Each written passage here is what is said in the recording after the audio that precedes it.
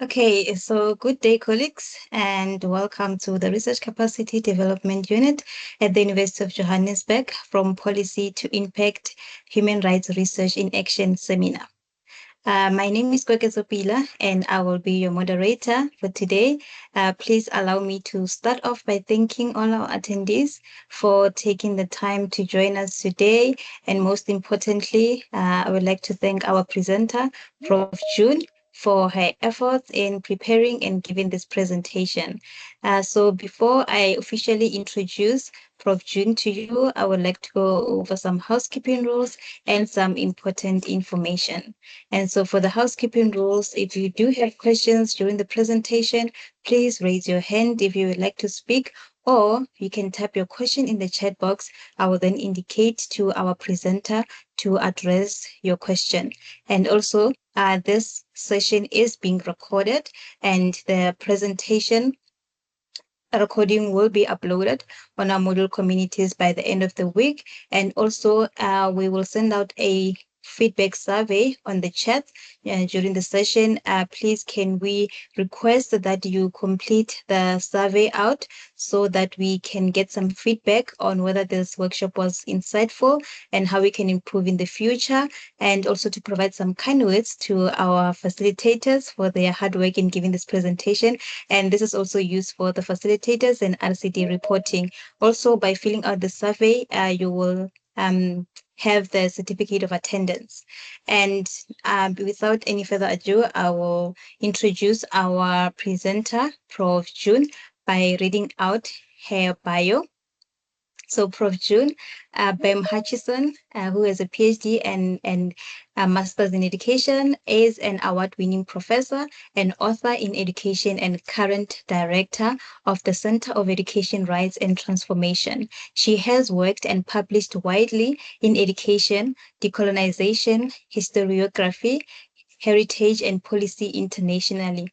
Former advisor to the late Minister of Education, Professor Keda Asmal, she also served as diplomatic advisor for many years to the South African High Commission in London in facilitating bilaterals in higher education, arts and culture with the UK and the Republic of Ireland. Prof. June grew up in the townships on the Cape Flats, where she was an anti-apartheid activist teacher for many years in the 1980s and early 1990s. She has worked at major heritage institutions internationally, where she also curated exhibitions and galleries, developed policies for inclusion and sustainability. Prof. June has been appointed to serve on the advisory board of the International Journal of Action Research, with its focus on dialogues between theory and practice. And I think, colleagues, the seminar is held just in time, as the country will be celebrating Human Rights Day tomorrow on the 21st of March, where we remember an event which occurred on the 21st of March in 1960 in Sharpeville, where there was a protest against the PAS laws, which resulted in the death of about 69 people. And so I hope everybody will engage in this session and we can have a fruitful session. So without further ado, I will then hand over to our presenter, Prof. June. Over to you, Prof.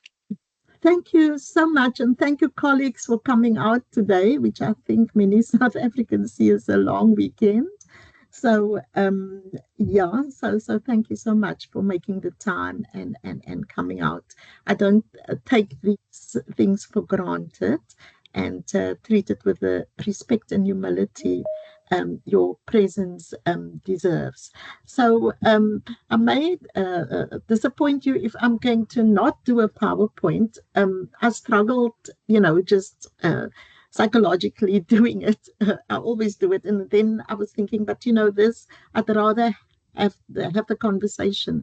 So I'm going to I've got notes and like a paper, and I'll speak to that, but in a conversation style. And as I recall, Chair, you will facilitate the interaction. So if you want to stop me, you may stop me. If you want to comment, please do so.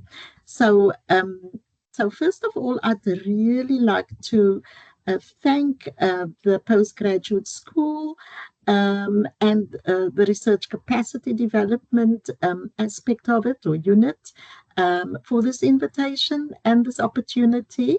I also want to thank and acknowledge my colleagues at the Center for Education Rights and Transformation. They have published a lot in this area, especially higher education, action research, community engagement, and I can make those readings available to you. I also have many other colleagues to thank in the past at African Studies at UCT. I've worked with very closely with the activists. Some of them you may know, but people like Professor Shahid Woude, Lungisile Ntsebeza, Homan Shitonge, and many others, and a host of activists. So I've been fortunate to transition from the University of Cape Town's African Studies. We have worked with the SARS, co-set up the San and Kwe Center with the communities and the professors, and to come then to the Center for Education Rights and Transformation in a similar environment of action research and community engagement and partnerships. And I want to thank also my colleagues from the faculty who are here. Thank you for coming, and thank you for making the time today, and for engaging in our work always. And the many activists I've worked with and policymakers nationally and internationally. So what I want to speak about, because sometimes we take it to be assumed, that everybody knows, especially the new generation, about Mother's Day is so significant. And then before I go on to the discourses and contestations around policy and impact, and then my own experiences. So so as the chair has pointed out, it's a commemoration of the Sharpeville massacre of 1960. So it's like now coming up for 65 years. Yes, 65 years. It's a big milestone, and in recent research has shown that it was actually 91 people who were killed and not 69. So, so almost, over 60 years ago, that discovery is then made through a qualitative research project in 2023 by Clark and Horger called Voices of Sharpeville, The Long History of Racial Injustice. So research is always tentative, and sometimes through qualitative research, one then ascertains other facts. This is, in this case, on Sharpeville and Human Rights Day commemoration, to find this kind of new research and facts when a different kind of methodology is used. So we've got all the policies in place. Our Human Rights Commission, part of the adoption of the Constitution in 1996, the Bill of Rights, everything is fantastic in terms of, as you know, in terms of policy. But why are we here today, and how did we get here in this conversation, that we need to have a conversation on very burning issues of what would it mean to have human rights, and what's the role of universities and scholars and students in ensuring a protection of those human rights. So, and I think everybody's here today, we're all very aware of the major human rights atrocities over the past 30 years of democracy, with the Marikana incident of tragedy, really, massacre of 2012, and then very recently in the South African sense of the Bill of Rights and the right to life and safety and security, when that consciousness and that commitment of the state was tested with the Stilfontein trapped miners in 2024. Sort of discourse about criminals don't deserve, to be saved and protected. They don't have the right to life, which is in fact in contradiction to the Bill of Rights. So there's also action research on the neglected aspects, and this is why action research can be extremely important on those narratives of those big events that we do know about, that we do know, okay, these atrocities were committed, okay, these are the things that are in complete breach of the Constitution. But through action research, also by feminists and decolonial scholars, indigenous scholarship, which I'll come to later, it's revealed more increasingly about what those new facts may be, or the neglected aspects, and how policy should take those into account. There's, for example, in 2015, Benya published a paper called The Invisible Hands, Women in Marikana, and that was an action research approach in terms of methodology on Marikana, which we couldn't just get from the narrative as it was given to us from perhaps just main media, etc.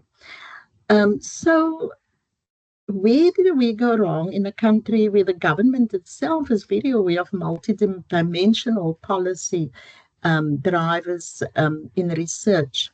It is not something not known to government. There is an awareness in terms of the metrics and that and policies and how those metrics inform policy, that things are multidimensional, they're intersectional. But yet we fail to actually address those invisibilities and intersectionalities.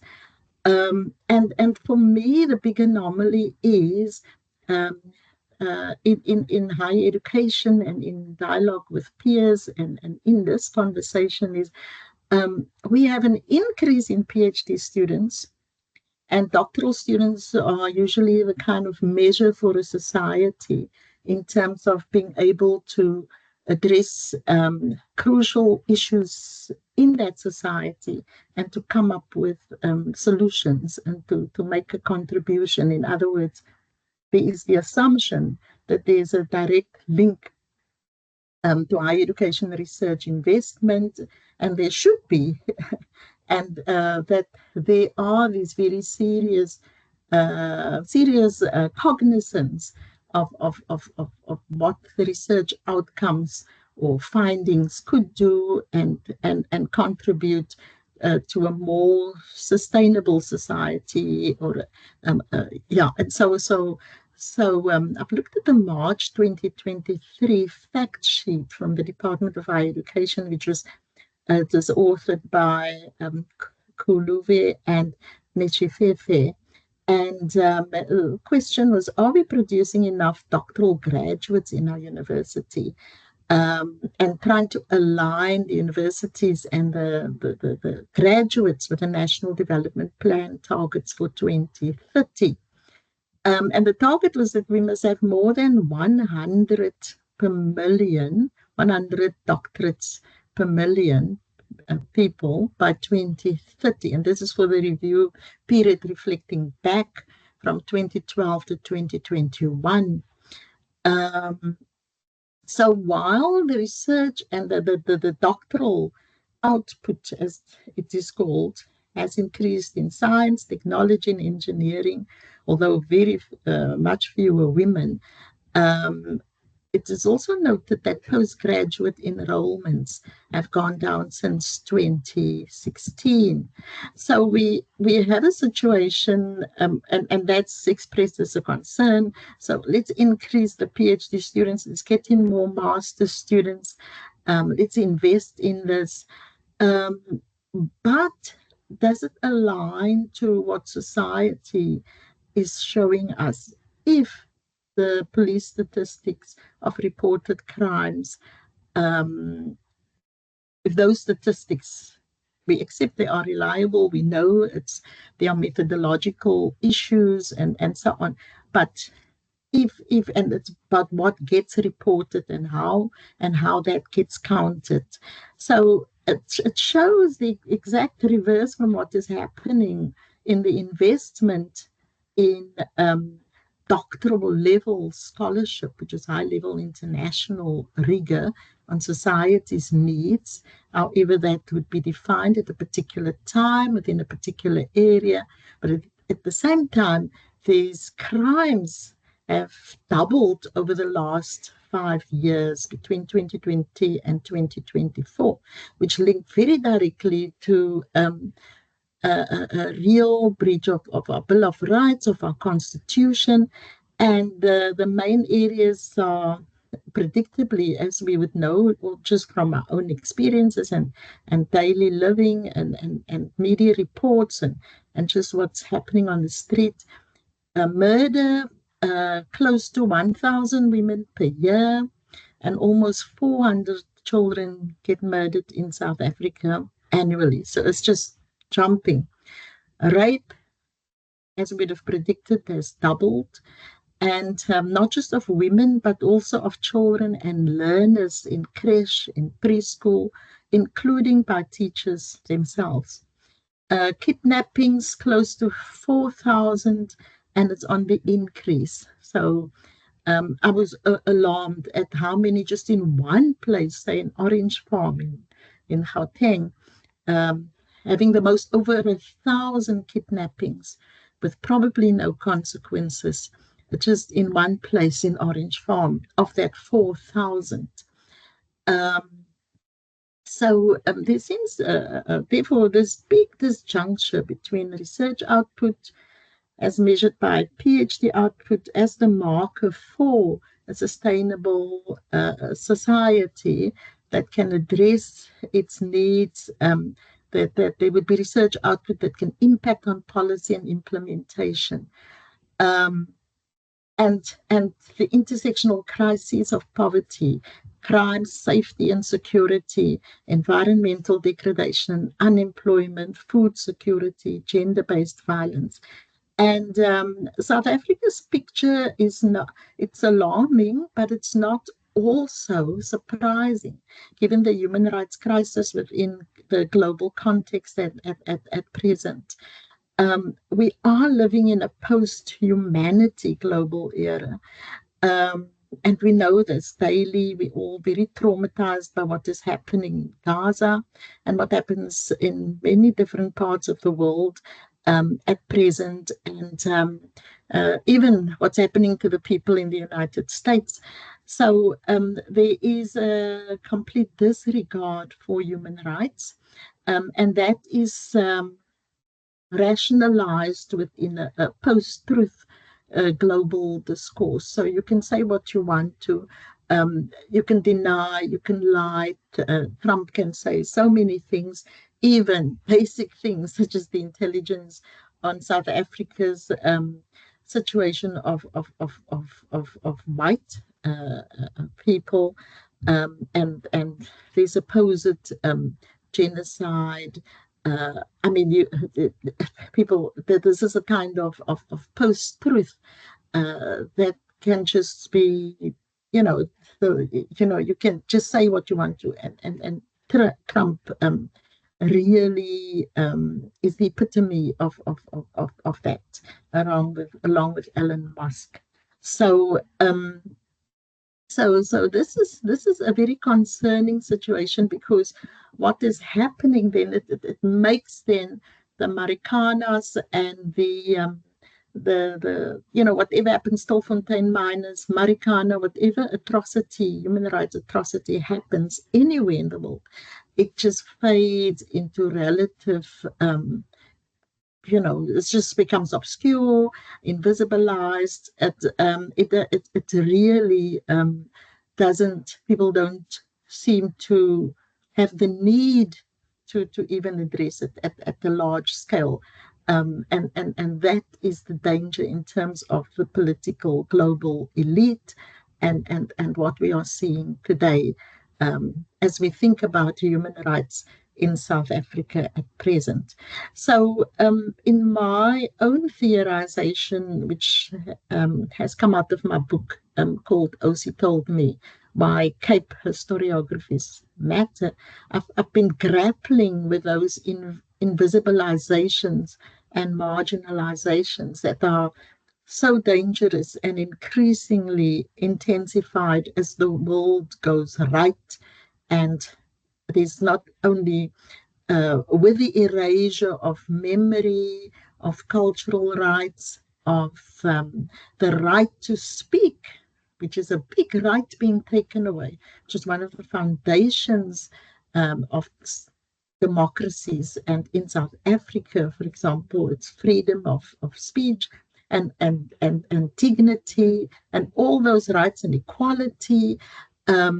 Those aspects are really just being erased. And I make the theory that in my book, I speak about the 7 concomitant erasures that we cannot ignore, that when there's conquest, colonialism, and through a coloniality that stretches on and on for centuries, it becomes the normative. So you take away aspects of people. So, from the right to the land, the right to exist, the right to life, then the right to the language, the culture, the knowledge systems, the ecosystems. It's actually a whole ecology. And so what happens then in this kind of situation where the state no longer seems to have a responsibility for human rights? And if those are expressed in research and that, there's another disjuncture. If it's not commissioned research, which then gets taken seriously in policy, then I'm sorry if there's a noise with a garden. Then there is no shared language of meaning and values regarding human rights. There's no, for me, metaphorically, there is no better example than looking at archives and museums, for example. So you find in the Colonial Museum, like I've been here in the UK, and I've been visiting museums recently here again, just to make sure that my theory still stands. The Colonial Museum has these disjointed, amputated pieces of people's existence. So you go to the Antarian Museum, there are all the skulls and the anthropologies and bits and pieces of human anatomy, quite offensive stuff. And then part of where those people were originally found in graves or traded, you'd find again somewhere else in the Natural History Museum, part of the fauna or the flora or a museum, you'll find, for example, the artifacts or the bronzes or whatever that may be. But that to me is metaphorically it signifies where we are in terms of restoring justice and ecologies, and that long coloniality that is still there in something as simple as just looking symbolically at museums, for example. So it's a dispersal of the representation of knowledge, of what was there, of the amputation of that through the European disciplines, Eurocentric disciplines. And so can we restore ecologists of knowledge as action researchers or researchers for action? and it's their whole field as participatory action research, critical action research, there's a whole, or just action research or research in action. And can we attain justice, and what would that entail? I'm not saying that it's a very, disastrous situation. All I'm saying is we need to be absolutely critical and not assume that somehow if you do research and it really counts, and it's important from the people's point of view that it's going to impact policy and implementation, because it doesn't work like that. From my experience as a researcher. So there's given these atrocities and the way in which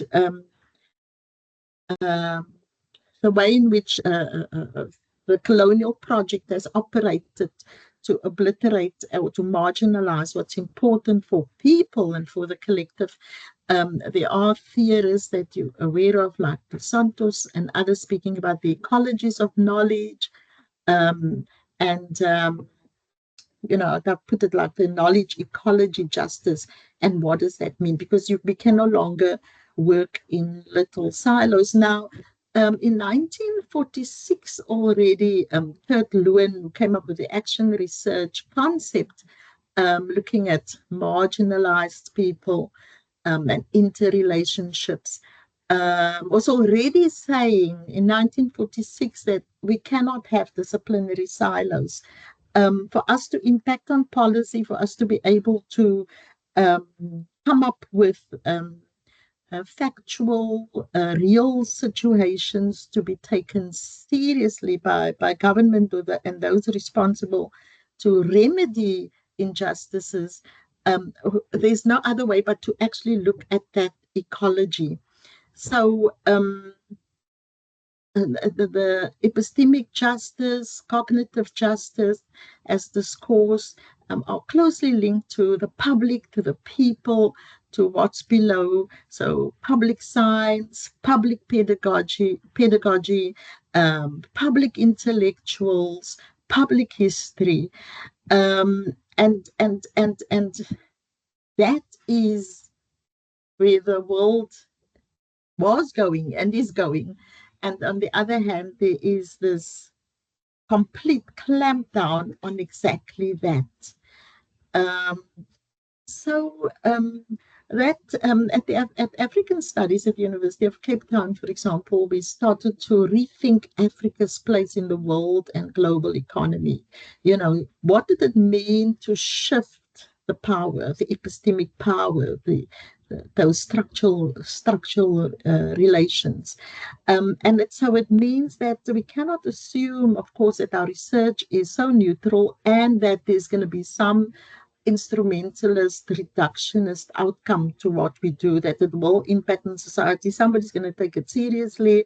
We're going to do this research, and then there will be impact on society, and somebody's going to read it.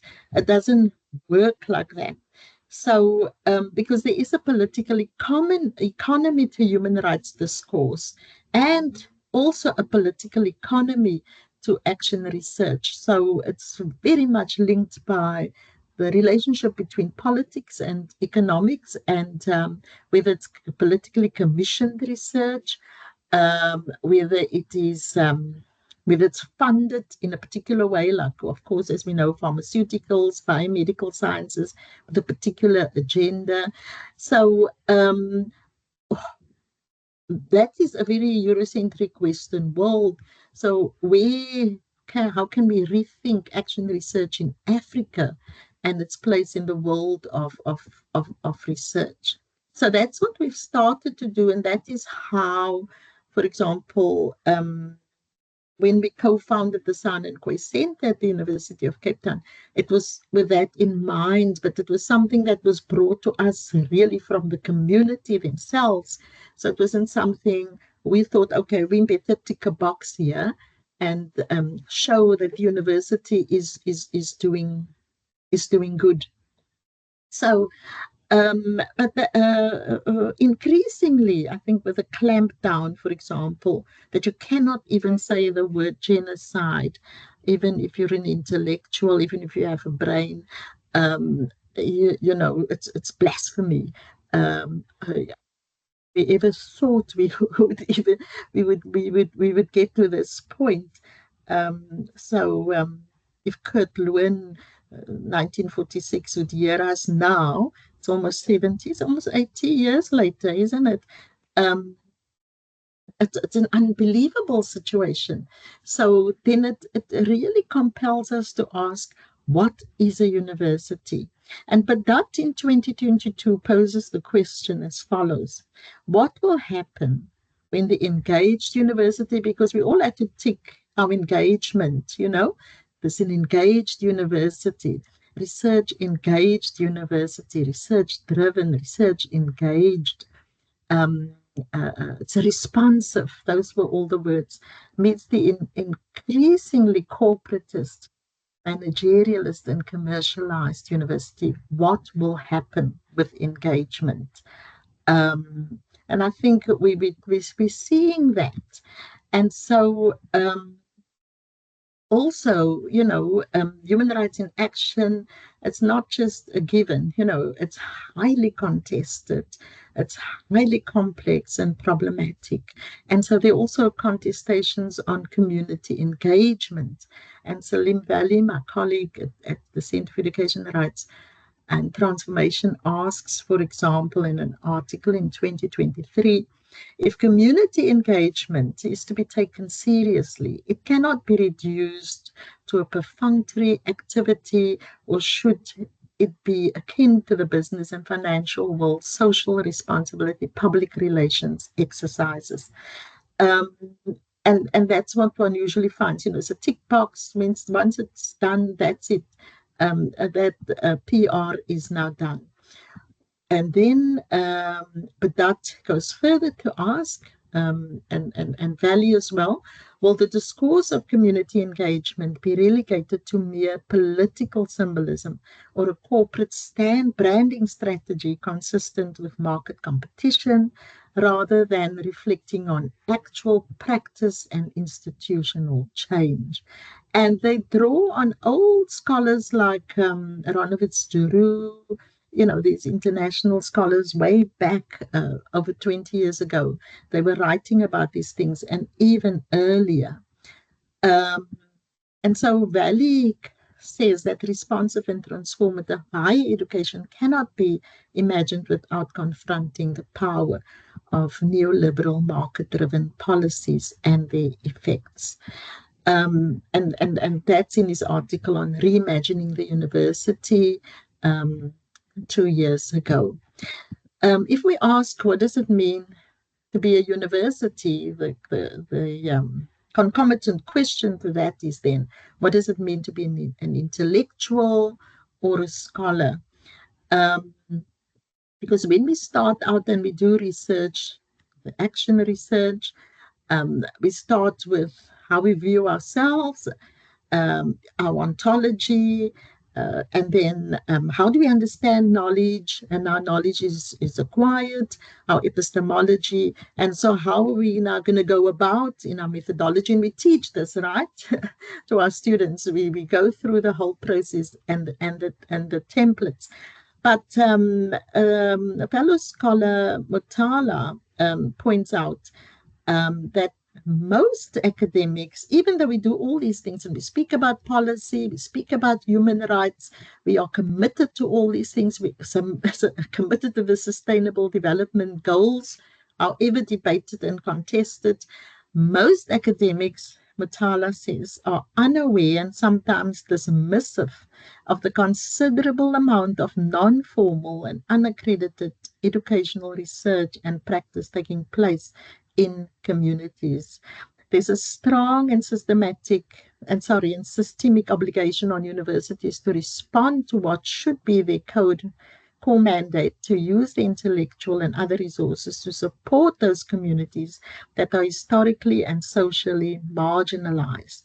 Many attempts at engagement, so-called, are often characterized by the paternalism and condescension that passes for knowledge co-construction.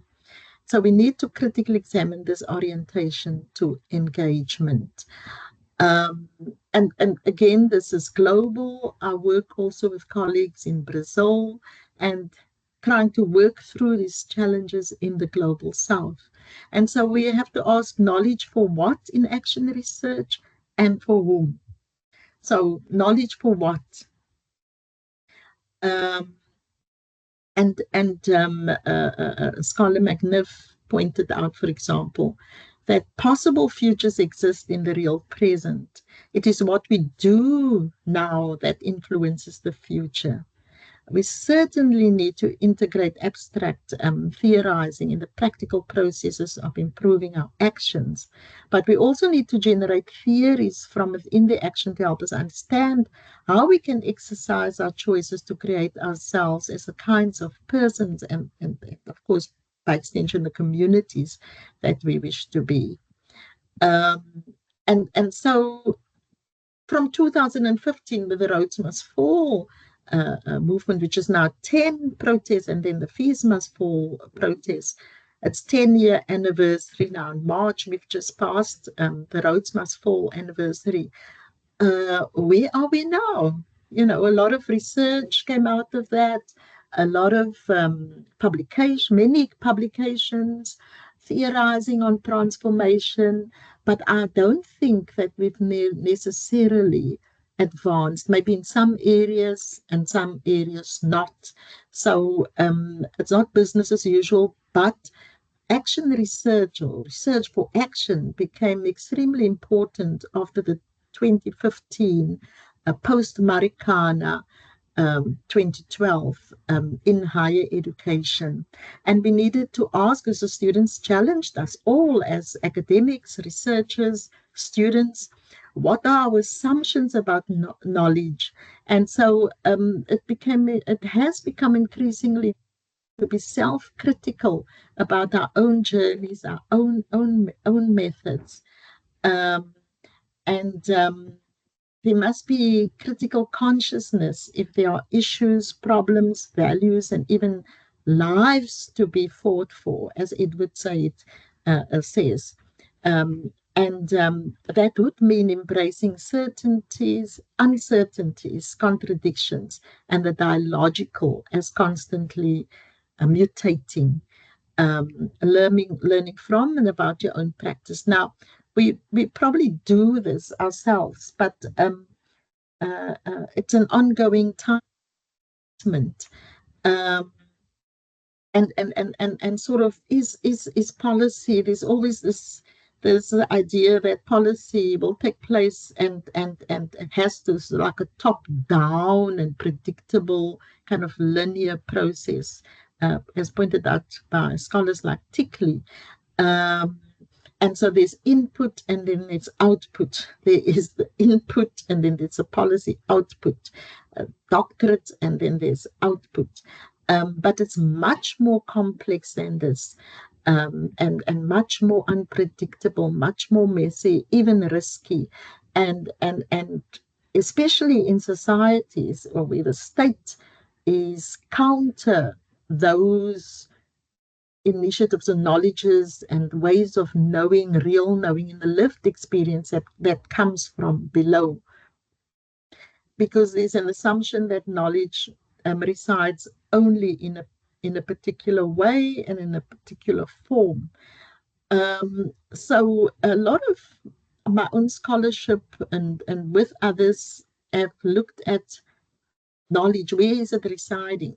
So there's work by, and how can it impact policies? There's work by Magutwana, Magatla, and Masola, in Inyati Ibuzwa Kwaba Pambili, on theorizing South African women's intellectual legacies, to say, look, there's a big gap here. We are not listening to the other forms of knowledges that should inform policy. They may have informed policy in the past, but not really as fully as it should be listened to. There's the other work that I did with Mzabezi and Zin on whose history counts, decolonizing pre-colonial historiography, the power relations in knowledge and with communities, and with Muthihen, Rethinking Africa, Reinterpret Southern Africa's Past.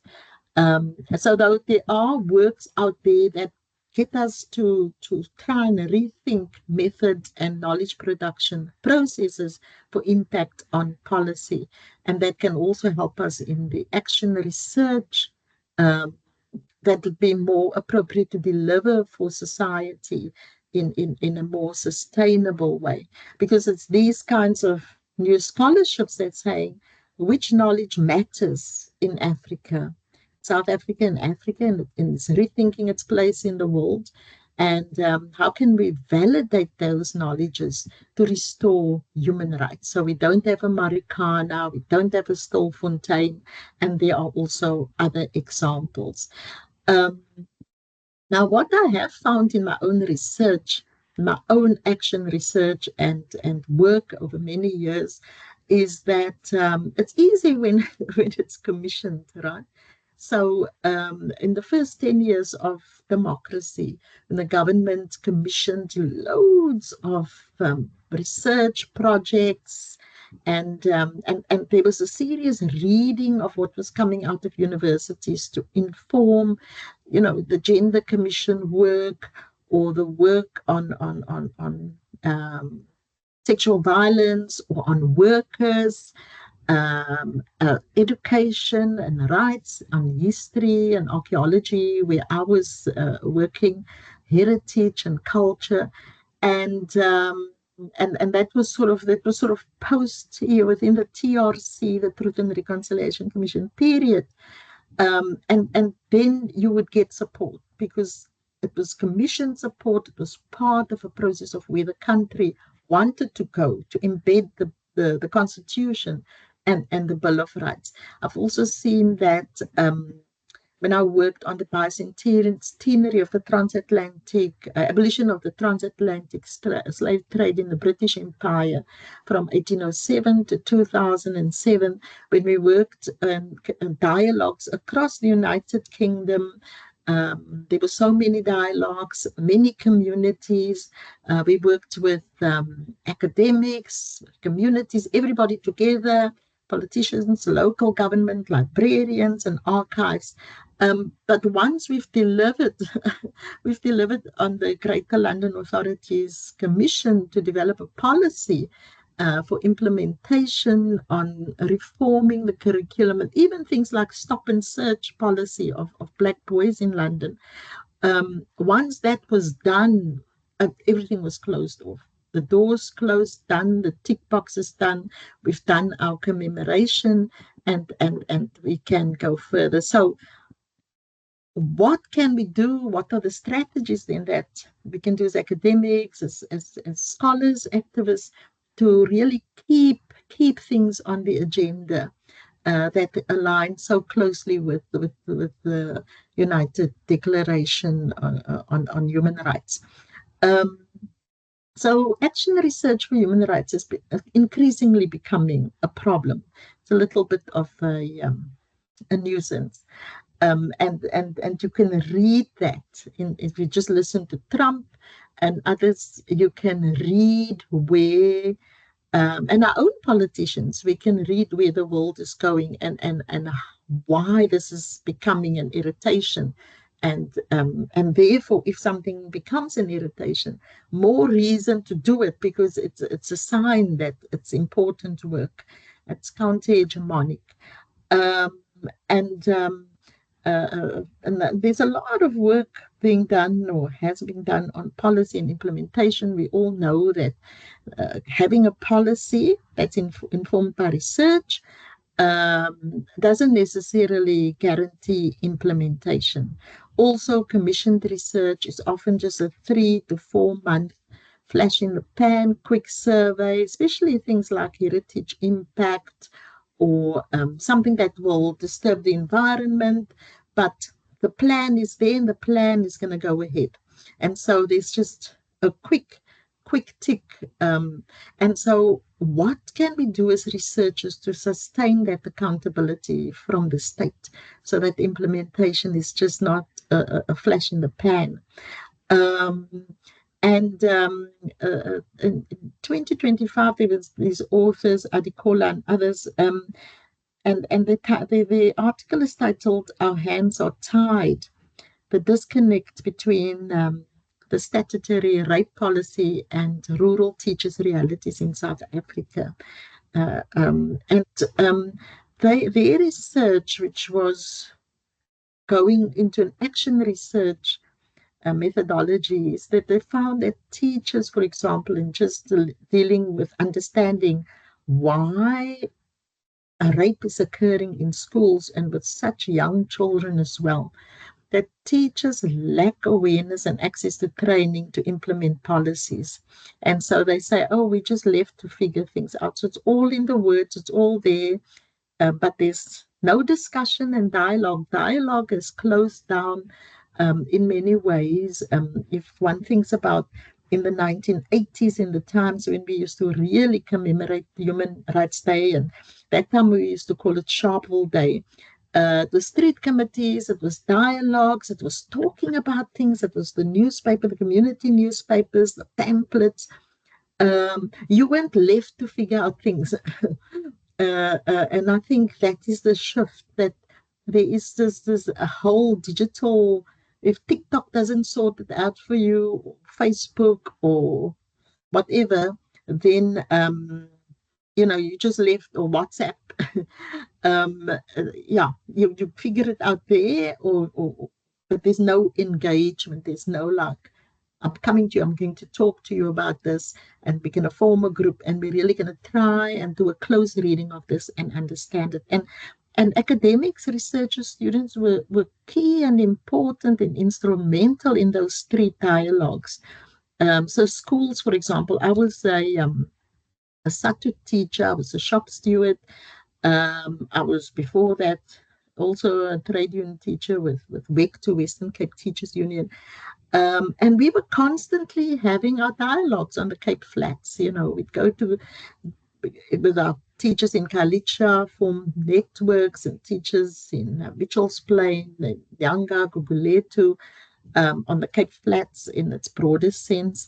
And it's there that we really, and a lot of what came out of those forums where we were with academics and researchers as allies, impacted on policy.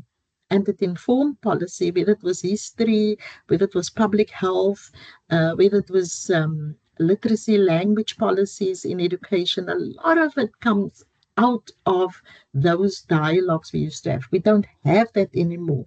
And our PhDs, our students are very removed from communities.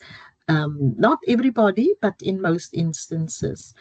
So it used to be an intersectional approach in a very informal way to knowledge, and to feeding that knowledge into policy structures. A very interesting other example is a case study, and I hope Tariq Jenkins is here. It's an activist scholar, but whom I've worked with closely, and the Liesbeek River Amazon headquarters development, which really came to a head between 2019 and 2022. You may know about it in Cape Town, which was the area where that first encounter was, but with the colonists, with the Dutch East India Company. But it was just called the Two Rivers Urban Park, and then Amazon. They got applied to have the headquarters of Amazon built on a floodplain. Now that is Cape Town is a place of floods.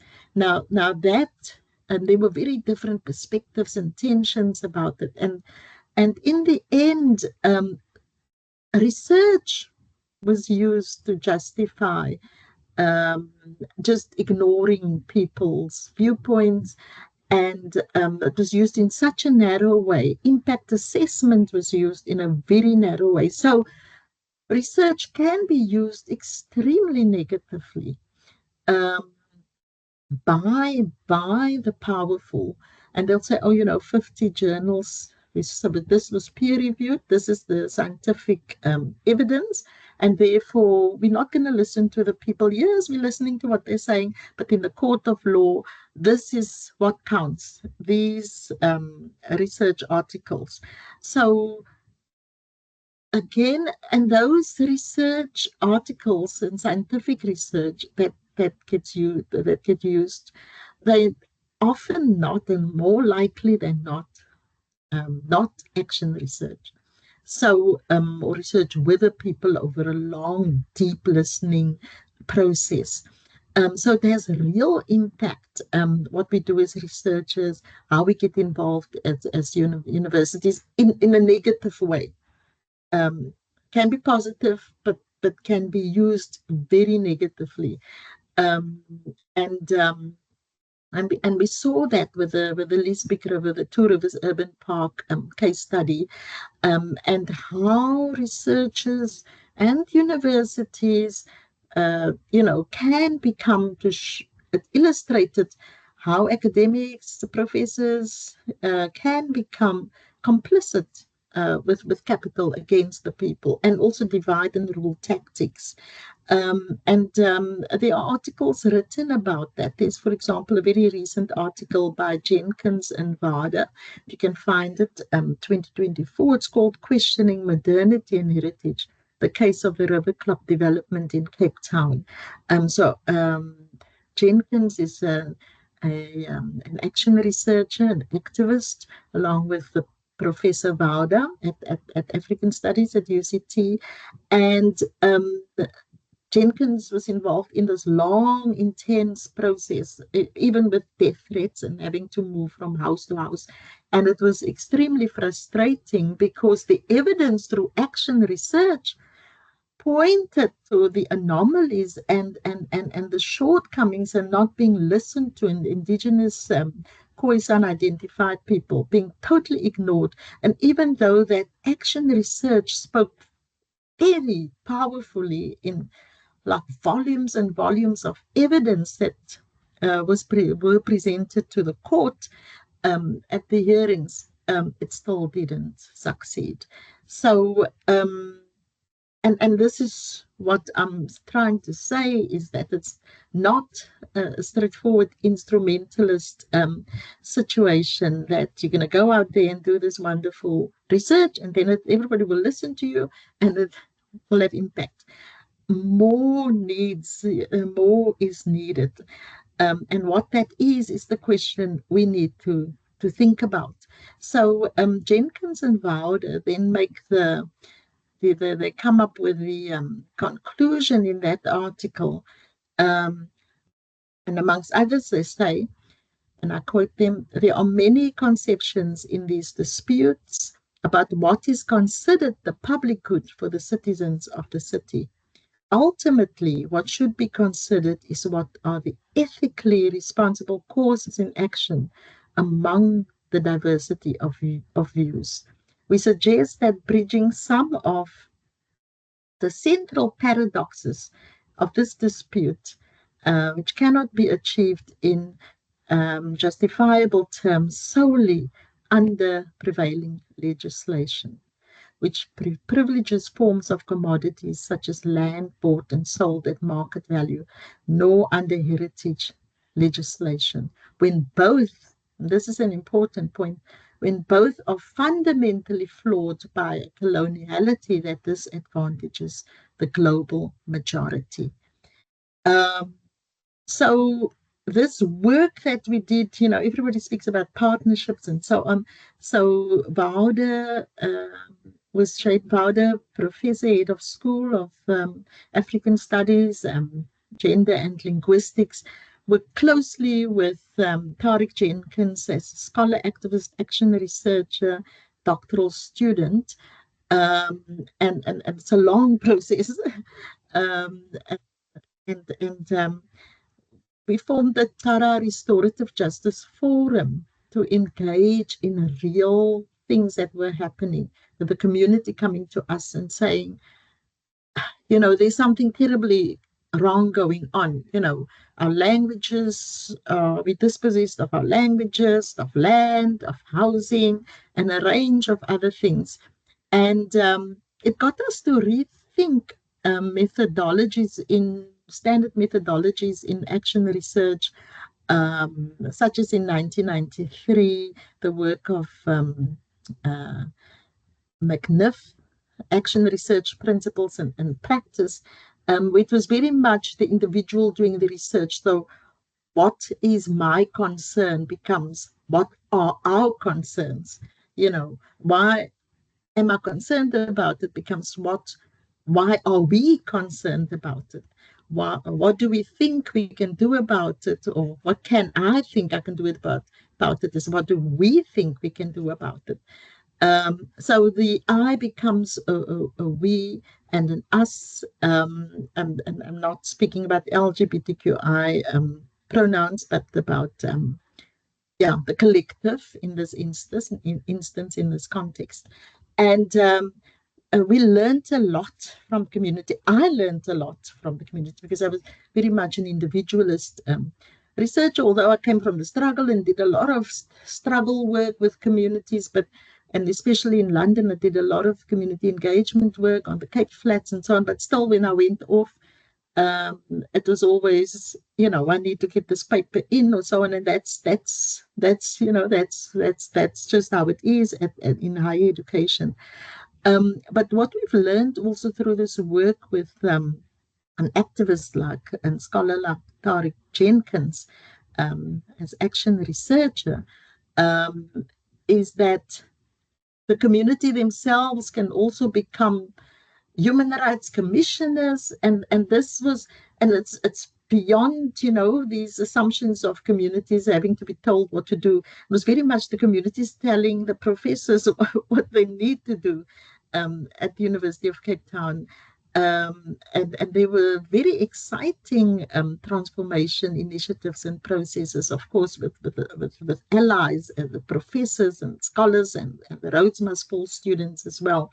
And so we saw that in COVID lockdown in action research, when the city of Cape Town put people in a camp, if you may remember, 10 years ago. So 10 years ago? No, sorry, COVID was 5 years ago. And they put people in a camp and under military observation. And then the community themselves, through action research and partnerships with the professors, protested against it and took that up with the Human Rights Commission. But that could only be through a process of action research where there was with these allies in addressing human rights atrocities. So it's a risky work. It's increasingly risky. I don't think it comes without the risks. It can never be, because any good work will come with a risk. And as Edward Said said, there has to be tensions. There have to be tensions. There have to be conflict, contestations, because it's about lives. It's about fundamental things like the right to live, the right to dignity, and they can become dangerous, as we see in our times. And you may know that an example of action research in this instance, in the end, the research won through in the courts with the policies and action scholars that engaged in it, was a Kolobeni case study in the Eastern Cape, with the mining developments there that were just ignoring Australian mining company, ignoring the local people's needs and not listening to them, and telling them actually what poverty is and what poverty is not. And it was a very intense battle, so much so in 2007, the Amadiba Crisis Committee was established, but the chairperson was assassinated later in 2016 as a result of this work. And the development discourse is extremely political, and one can't be neutral. It's not, these are not benign, innocent initiatives and interventions for the people. And what happened, in fact, with the Kolobeni case in the Eastern Cape is that the court used what they called peer-reviewed scientific research to indicate later, when Shell was doing surveys there and disturbing the environment and fishing, and then the court said, the judge ruled and said, no, we've got peer-reviewed scientific research, we've got 50 journal articles from experts that indicate that the lives will not be impacted. This is specialist evidence research, and the poor fisher communities, we know their needs are seen to. They are not going to be affected, and we don't have to listen to their lived experiences and the ecologies of knowing. So a quick 3-month survey, impact, minimum obligations to ensure compliance within regulatory frameworks. That becomes the discourse. Minimum obligations to ensure compliance within regulatory frameworks. And if you do that, no matter how exploitative, how damaging that can be, as long as you meet those needs, it's fine. It's basic. And so that impacts directly on people's human rights in South Africa, because it's about what is lawful at the most minimum in South African law.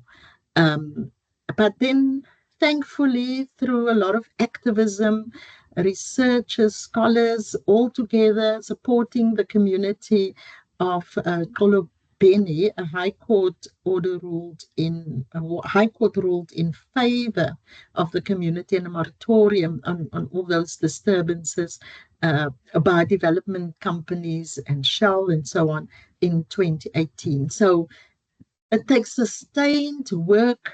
In this case, somebody was unfortunately assassinated, and it didn't protect. There's no protection very little protection for action research activists and scholars in very important work on human rights. So we also see it with land restitution. The Rooibos case, models that don't fit, but again, expert models, interventions, and we do the absolute minimum within the framework to give the land back. We don't have to go the whole way. We don't have to worry about the ecology. Richtersveld community, the same. We give the land back, but we don't care if those people have to walk 35 kilometers to get to the nearest clinic or to buy food. We've done it in terms of the minimum requirements of the law. So in your action research, you'll find that it's not supporting that particular community's human rights. In fact, giving the land back is part of an ecology of human rights restoration. It cannot be, parceled out. The same with food gardens. I work with a collective of women, a large collective of women, and we work on food gardens in the Cape Flats as a way to counter colonialism, and our people have been displaced from the ecosystems, their gardens, their food security, their soil. But safety and security, which comes up in the crime statistics of the police in South Africa, it undermines all of that work. If there's no safety and security, there's the policy, but it's not implemented, then the human rights of those women and their children and those communities are at stake. So we've hardly planted the food, cabbages and potatoes and so on, and within a few days the gangsters came to destroy the gardens. There was no protection. So can we just say we're going to deal now with food security and that SDG, but we're not dealing with the actual ecology of communities and safety and security? It's all very much connected. So I want to end off by saying that implementation of human rights policies and restoration of human rights in South Africa can only be tested through engaged research and knowing what that is and what it is not. If we think back about what Valley and Mutala have said, and through proper or genuine research and knowledge creation, partnerships. And universities at the moment are not going that direction. It's going into the other direction because it's got to deliver all these doctorates. And there are all kinds of, and funding is now not coming the way it used to be, and it's been shut down from the United States, for example. So what do we do? How do we sustain it? There's no other way but to sustain it. There's no other way but to do slow, organic research with communities, and for communities to drive those processes other than the thinking of 1993. My own methodologies is about deep listening as a form of action research, as a critical action research. Um, so you listen to the people, the poor fishermen in Polobeni, rather than the experts in the 50 journal articles on how their lives are affected by disturbances in the environment and surveys by Shell. And the other methodology I'm also working on is the creation of dialogical archives, which we did with Tariq Jenkins. Again, I've worked with Tariq Jenkins for a long time. A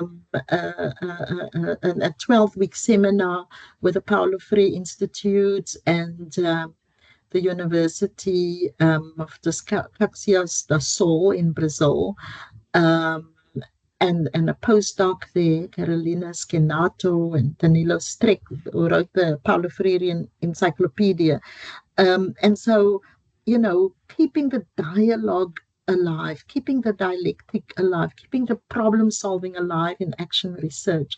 And so we've documented that process of a conversation between the Rhodes Must Fall students as action research. Shamila Abrams is the curator with information and library science and archiving. Diamond is a scholar on the N-archive, seeing what is not there, and which links to deep listening, and a range of professors like the late Richard Ennals and many others.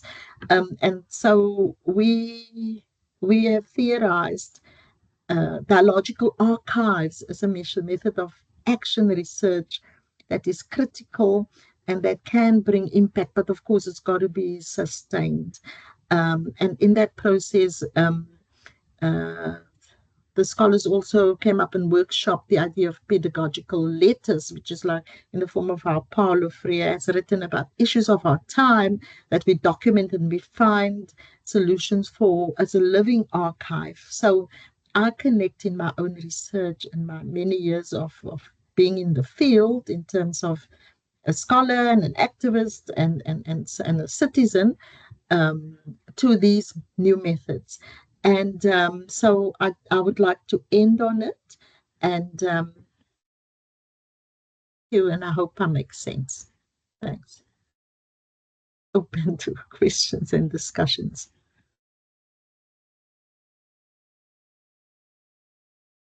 Hello. Thank you very much. Yes, thank you very much, Prof. June, for that presentation. I am now trying to enable people's mics so that they can ask questions.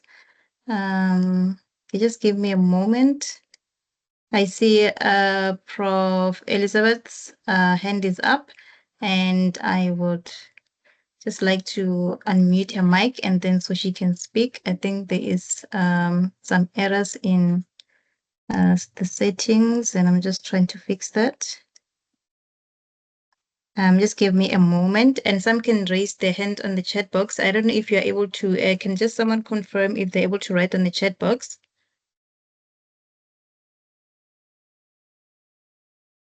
Let me just try to solve this problem because I seem to have some challenges with unmuting people. So please just give me a moment.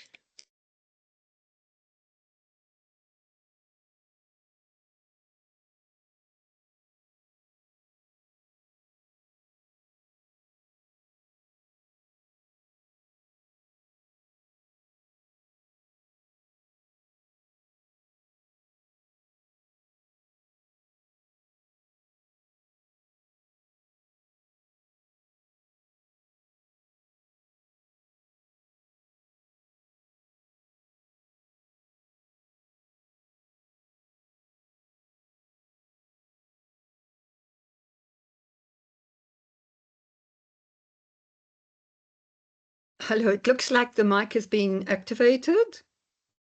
Okay, thank you. I just noticed that now. You may go ahead and ask your question. So much, ma'am. Thank you. Oh, Prof. June, I've often heard you speak, but only in short bits. And in your talk now, you really talked to us, and I listened to you. I heard some of your history. I saw the picture of where you came from, and at the same time I thought, thank goodness she's here now with us in Johannesburg. But yeah, this by Moy. So what I want to ask, after saying that I hear everything you say, and there's no way that I can disagree with it. My late husband was a human rights and constitutional lawyer, and so I learned a lot from him. And he said, go back to the law, the rule of law. And so what I sometimes do when I'm in these conversations, when people ask me about Bella and so on, I say, you have a right, whoever you are. If you're a South African citizen and you have any issue, we have taken, our white colonialists, yes, I come from Holland and France. I'm a walking colony, I admit that. That's my ancestry. One of the advantages of my ancestry was that I grew up very poor, and during the national government in those days, poor kids were looked after very well on the basis of you know who and what up in Germany. And so I learned the hard way, but I had the best teachers. And I must tell you, and I almost don't want to say this in English.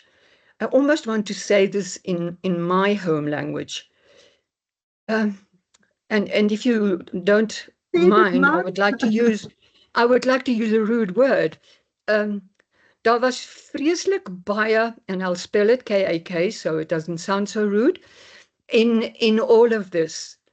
And so from my situation where I have learned the hard way, getting my teeth into real research in the very Orange Farm that you talked about under police protection in those days, I learned that I must know my place. I'm not ashamed to be a white from Europe, not at all. I'm proud of my grandfathers and mothers. But on the other hand, I hear you. And so I wish you can stay at UJ long enough so that when we talk about the type of action research that you suggest now may be strong enough so that it can stand up in a court of law. Now, let me tell you, a clever advocate fighting in the High Court can see beyond the superficial. So what I always think, get yourself a really good lawyer. Get yourself a really good attorney who knows, a really good advocate who knows history, who knows the law, who knows research, and who knows communities. And for that, I want to congratulate you and thank you. We should stay, we academics, we should stay grounded, cemented in our communities. Even if, like me, we do neuroimaging research and assessing children's mathematical competence and their reading competence in different schools, But basically, we should, from the school where we do research and from our lab, we should trace ourselves back. I'm now doing what you have been doing and trying to also make a convincing case. But we should go back to the place where it happens. And on a last note, my most rewarding experiences in quite a long old career here at University of Johannesburg and its predecessor, I have learned most in the families living in the shacks in Orange Farm way back, in the farms where farm workers' children go to schools and have to walk a long way in the Magaliesburg and further northwest areas. And that is where I learned most. And Prof, I want to invite you to meet one of the people whom we have been studying and who is now working at UJ as an example of someone who tells us what a community is and we can't ignore it. Oh, jy het my nou so lekker laat praat. Thank you so much for opening this avenue. Last thing. Here we are trying to decolonize, and we speak the language of the greatest colonizer, namely the British Empire. And it happened. There's nothing we can do about it. But I am so thankful that my mother was wise enough to say to me, we lived on a small farm, also lost it eventually because we were so useless in farming. My mother made sure that we learned some Setswana, Setswana, because if we only speak this fancy industrialized, very neoliberal language of capitalism, we are saying we adhere to you. So I always want to make whatever I say and whatever I write, I want to make a footnote. I use this English because you guys won't understand anything else, but let us just translate it back. And that I do with colleagues in Germany and in Holland. So June, thank you so much. I'm so glad I could make it to your talk.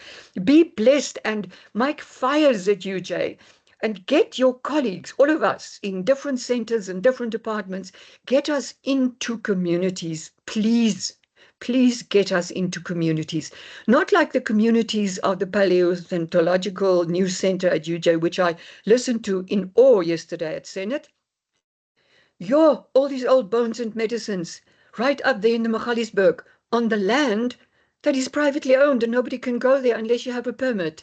Nevertheless, it's there, and yeah, I'm happy about what you're doing, and I'm going to make sure that my action research ideas are refreshed, and I will probably come to you and knock on your door and say, please help me. Okay, thank you. That's enough now for me. Sorry for taking so long.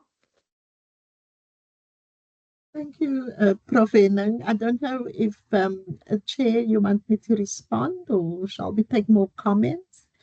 I notice Prof. Bouder is here. It would be very interesting if Prof. Bouder comes in as well. Okay, thanks for that, Prof. Elizabeth. Yes, we can allow more comments and questions, but while we're still doing that, you can maybe address Prof. Elizabeth's question if there is no one who would like to speak for now. Okay, good. Okay, so yeah, thanks. That really inspired me, Prof. Henning.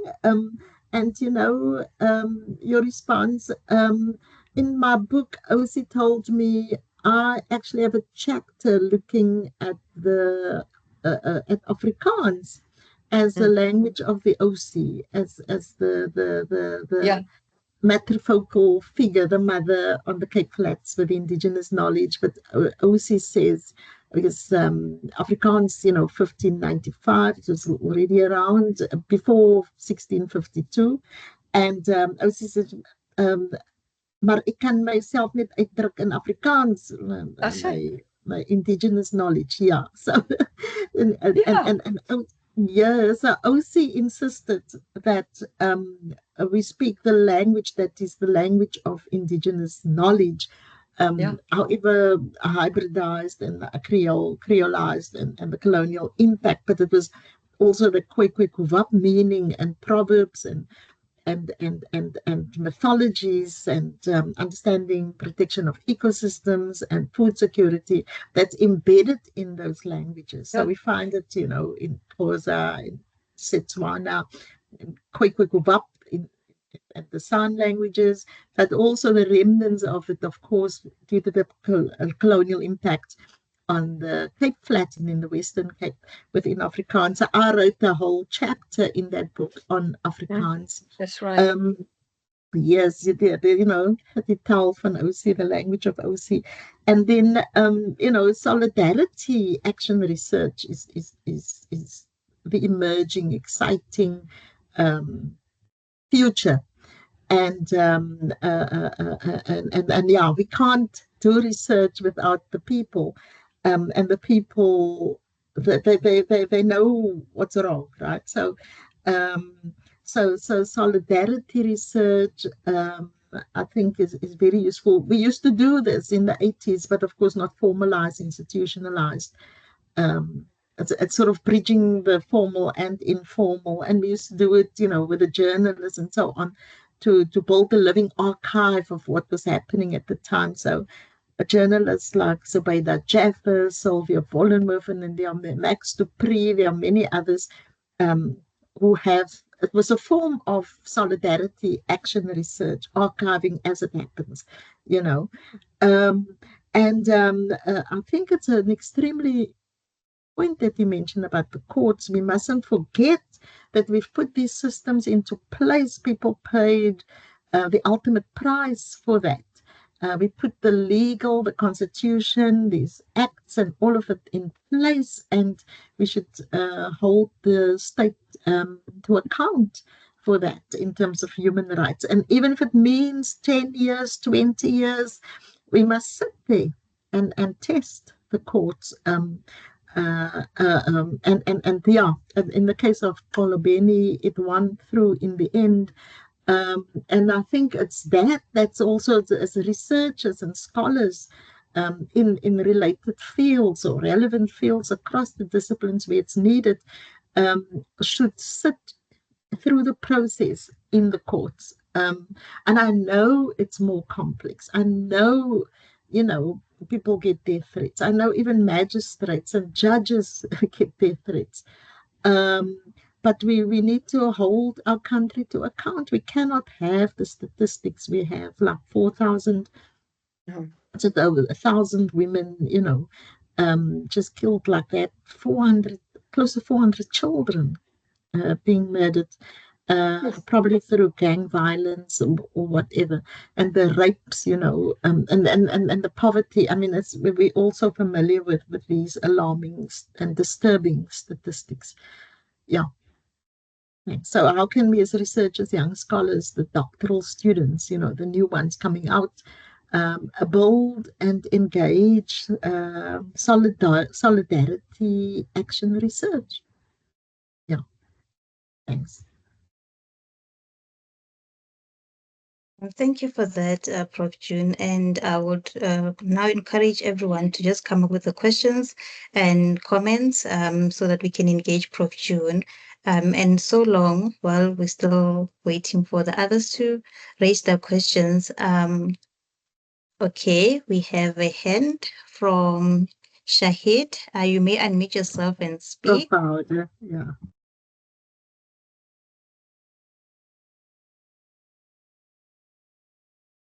You are muted, Prof. Can you unmute yourself?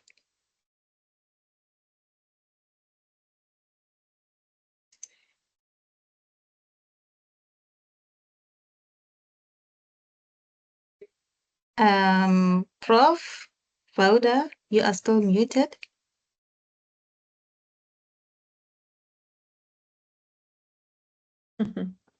I'm not sure if Prof can unmute herself.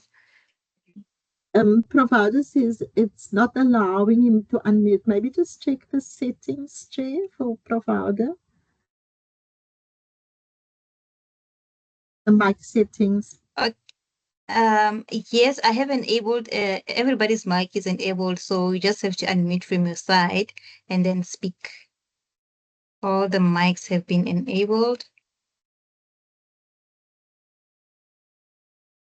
But while we are,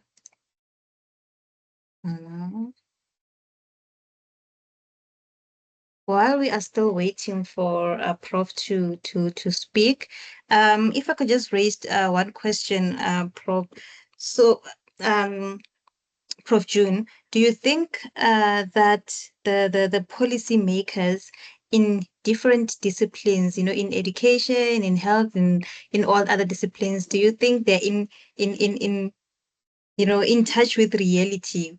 Are they engaging enough with researchers across the communities and in different aspects so that they can gain some information on what needs to be changed in these policies?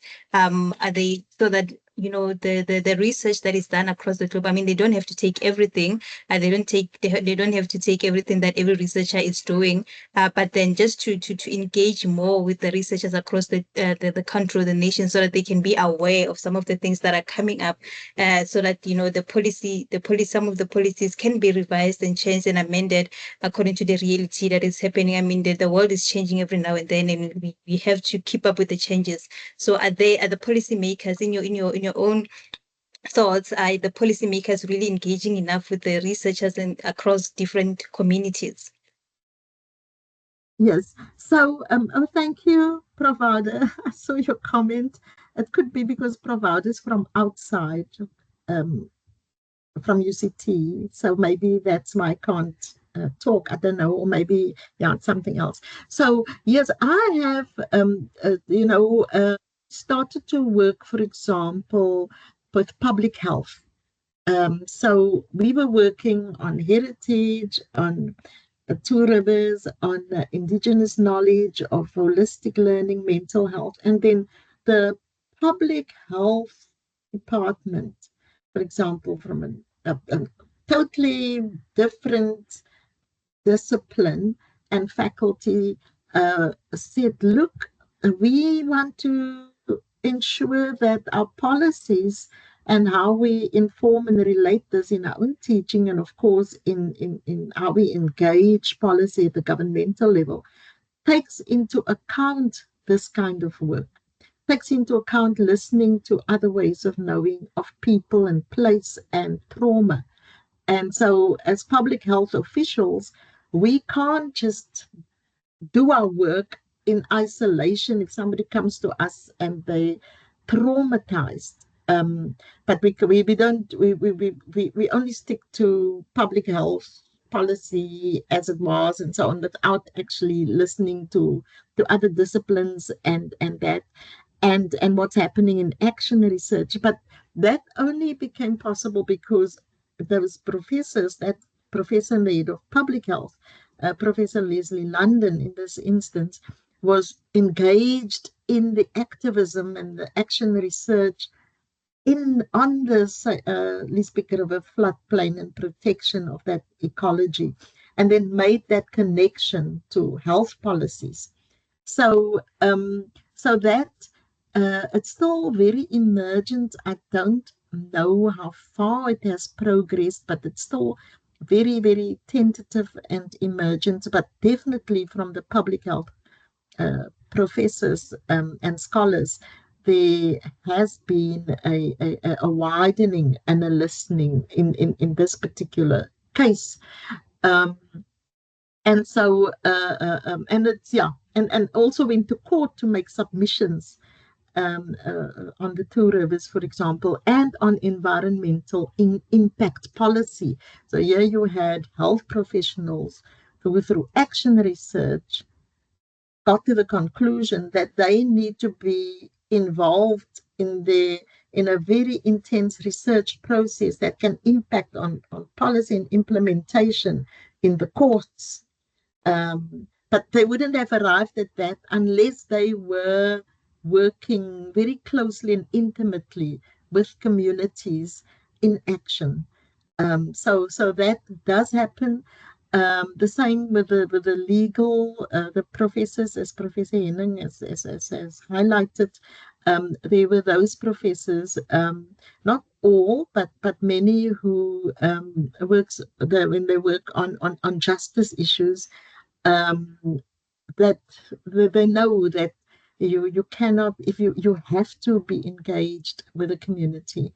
And so a professor coming, for example, from a whole different background with the scholars and so on, working with that professor, say, looking, for example, just at sociology and land, can actually get into a whole different area of engagement in impacting policy through the courts, by applying that knowledge and working with communities and chiefs. For example, the work of Professor Lungisile Ntsebeza.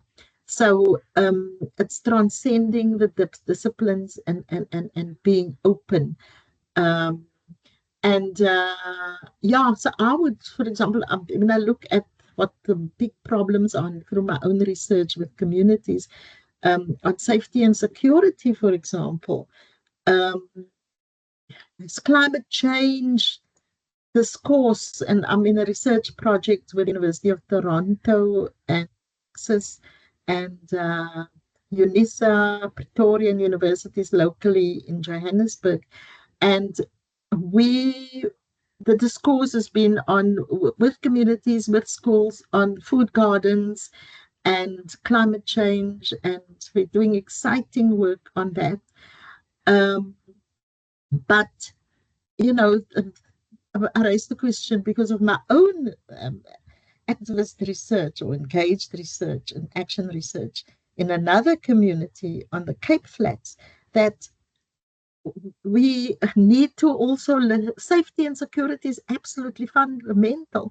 So researchers in safety and security should be working with researchers in food security to be able to impact a policy on food security, and on poverty alleviation and the rights of the child to learn and be in school, because it's all connected to eating and having food, and being in a safe environment. The policy should open up more in terms of, so you find that it's the silence. And so we tend to do our research also in silos. So safety and security people, the security studies, in fact, that security studies should be integrated in the work with the education faculty and researchers for a policy that is aligned to our times and to countering the breaches in human rights that are so rife at the moment.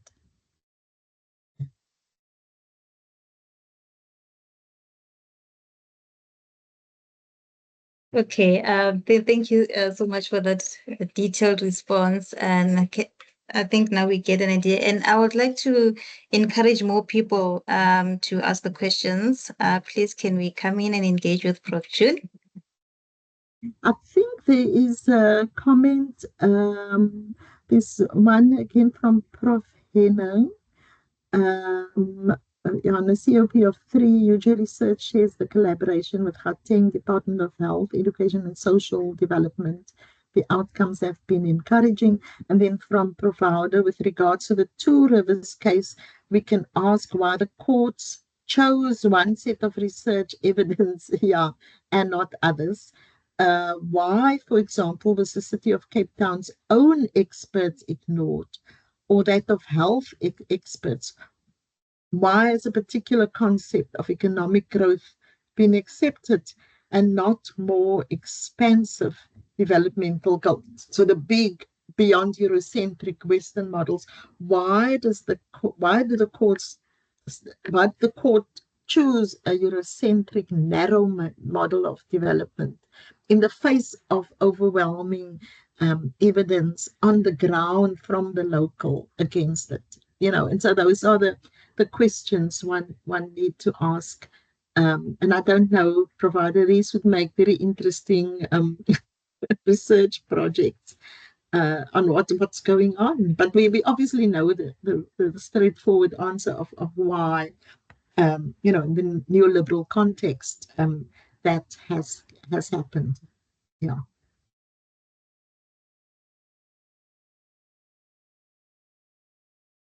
Any more questions or comments?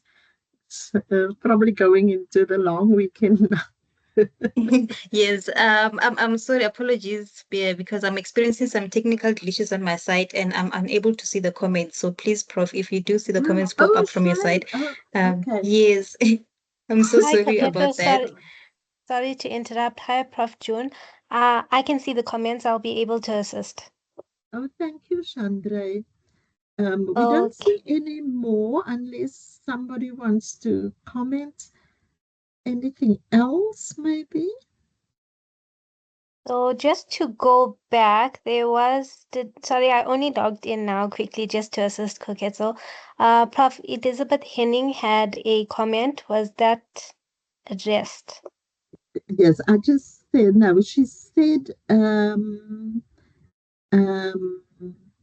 yeah, she just said that she just noted about the UG Research Chair's it's a partnership with a collaboration with Gauteng Departments of Health, Education and Social Development.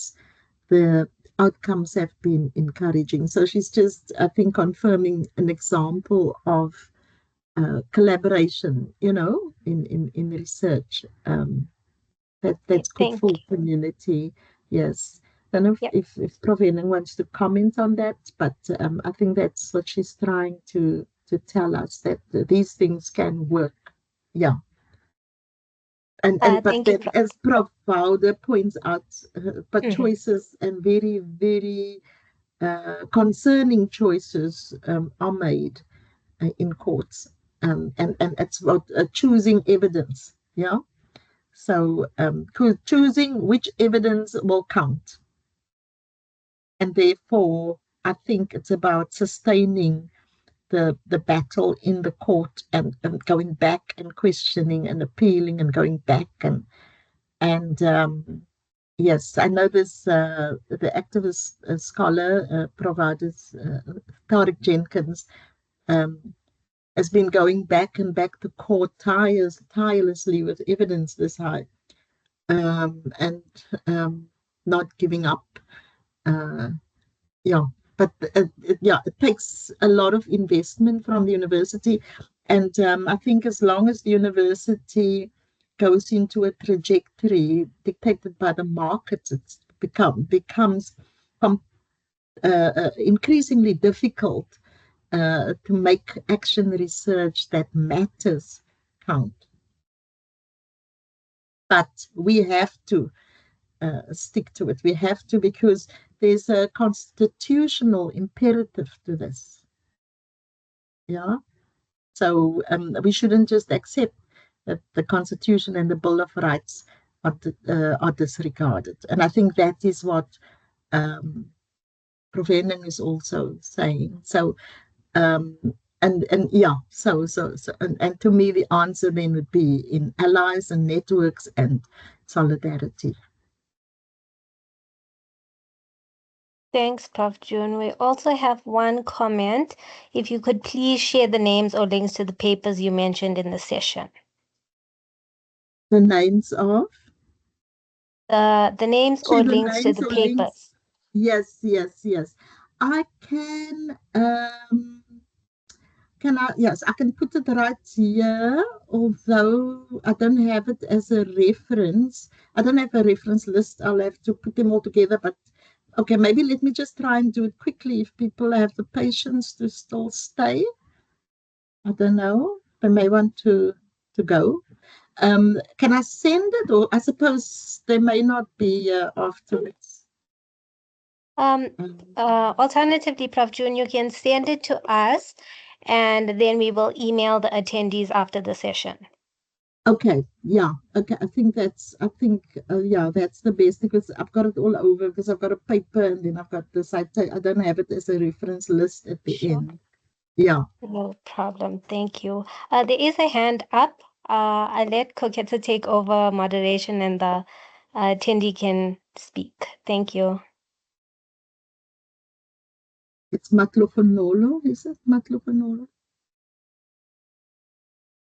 Thank you, Dr. Chandra, for that. Yes, Matlofanolo, please, can you unmute yourself? Thank you very much, and thanks, Prof. June, for a very insightful and inspirational presentation. I'm glad that you did not make it a PowerPoint presentation, because you have given us a whole more wealth that would not have come through that channel of making it not, and you have exercised what we needed. One of the things that I wanted to just hear from you a little bit more is about how dialogue is closed now, and you have created that avenue, even in this presentation, just to begin to interact in a way that it is dialogue, and how dialogue is significant in action research, yet it is closed. And with the digital divide, with the technologies and the social media that has taken away discourse, where now it's who puts what in the manner that somebody believes, even when it is not researched and it's not confirmed. That how do we in a scholarly way bring action research into that space, be able to open the dialogue space in the space of technology. That's the one part, but not losing the benefit of the dialogue as a person to person dialogue. That's the one part. The next one is where you have said, Prof, that action research is more of an irritation. And it being an irritation, I believe that it provokes that there be more and more action research, because it also draws out that any other research would not draw out, especially in the space of communities. So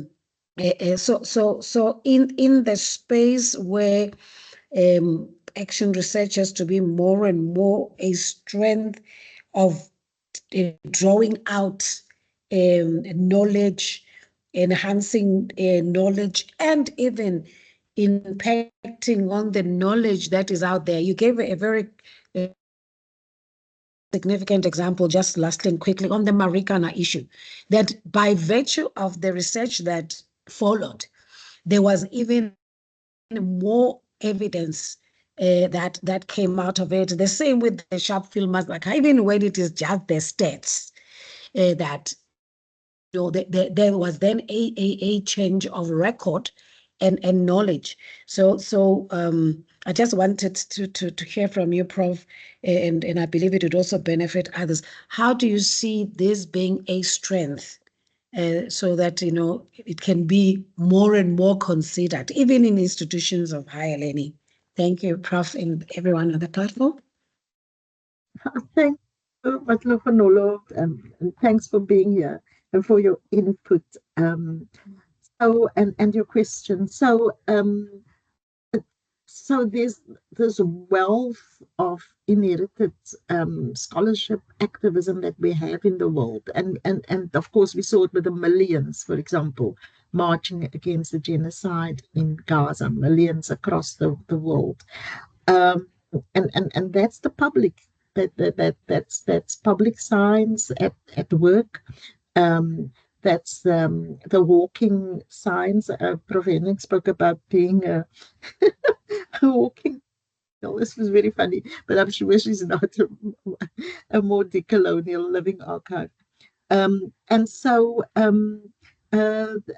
with the silencing, it's one of our big enemies of our time. We cannot accept it. So we've got to recognize and build on what we have, and not engage as if from a deficit model where Trump and Musk and others will dictate to us how the world will be, and where our place is.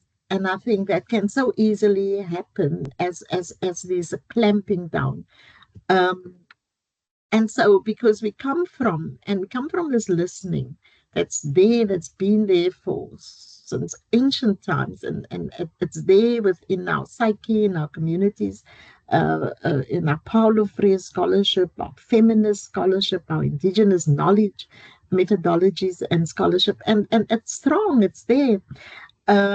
So engaging for our digital challenges, it's something we can't avoid because it exists, because there's the TikTok scholar and the TikTok discourse, and frameworks and narratives. We can't ignore that they do exist. It's part of our lived reality right now.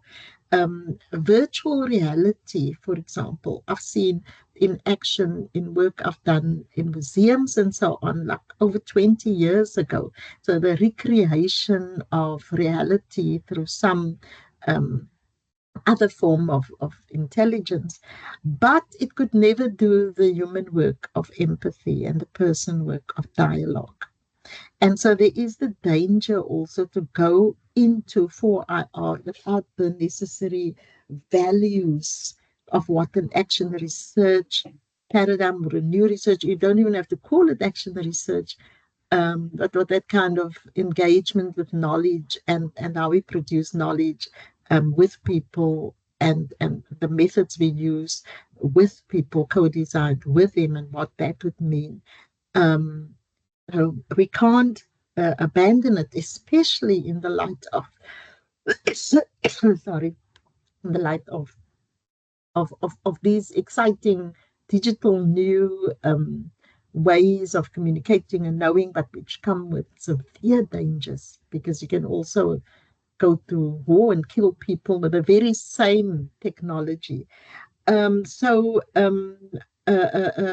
a values-driven, should be values-driven action research within a particular philosophy of humanizing and knowing and constantly humanizing and building on a rich and established heritage within the continent and the global south, and not recognizing it and validating it and centering it, which is not so easy, but there is and we can only do this with allies and with different constituents in society. So the university is not an isolated what do they call it, like they used to say, Moscow on the hill for UCT, and I don't know what WITS is, but that it doesn't play that it doesn't have that kind of isolationist state elitist status. The only way is to break through this is to really reclaim and recenter our intellectual heritage that we have, a big one, since UDF days in 1983. It's there, it just didn't go away. It's just been marginalized, visibilized, invisibilized. And so, and there was a lot of listening that was taking place. So working with the journalists and really restoring those networks and street committees and ways of knowing, public science, public ways of knowing, recentering that. And there's a whole world, a global of that, because and the millions who marched, for me, the millions who marched against the genocide in Gaza, that is our evidence of what we have in action research, and it's powerful. So that's all I can say, really. It's reminding ourselves of our power. Definitely, Prof. June. I think a conversation that involves the action research, we can go on and on for the whole day. But I see now that we're running out of our time. We only have 5 minutes left into the session, and I'll just encourage those who still have questions to raise their hand. I'm not sure from your side, Dr. Chandra, are there comments on the chats? Since I still cannot see. Hi, Koketso. I'm actually standing in for Dr. Chandri. So there is a comment from Elizabeth Henning, and the comment is humanizing in the global south, crucial not to allow dismissiveness and dehumanizing. Street committees for families with young children. Yes, Prof. Gaza has shown the power. And that's just a statement that has been made. Thank you for that. It's, yeah, absolutely crucial in our times of easy despair, given what's going on. Thank you for Prof. Elizabeth for that question and for your comment. And thank you very much, Prof. June, for availing yourself and coming and having this very insightful conversation with us.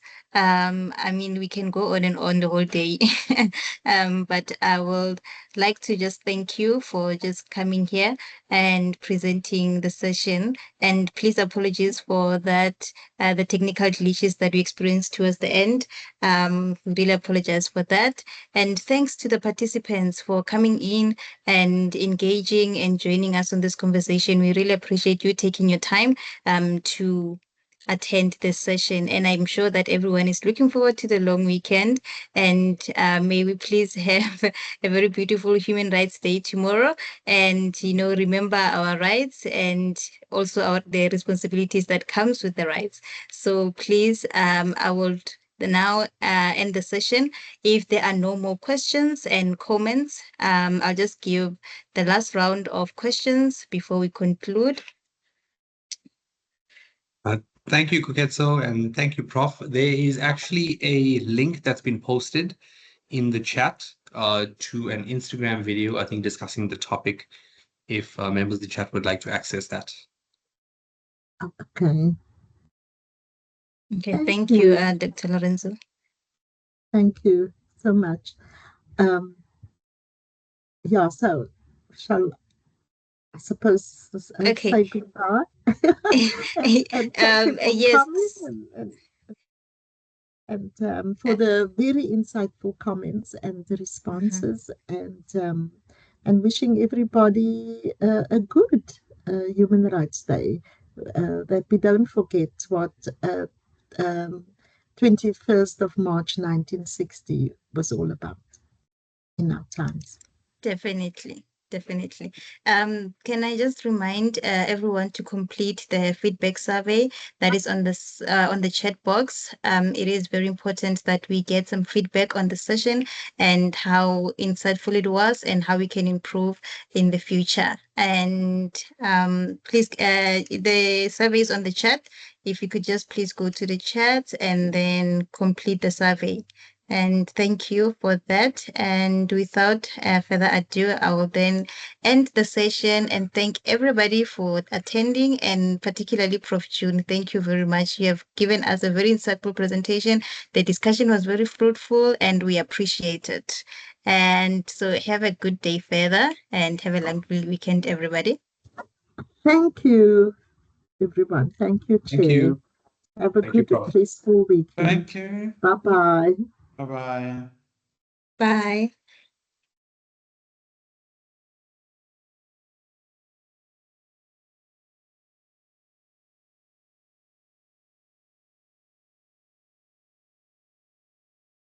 Oh,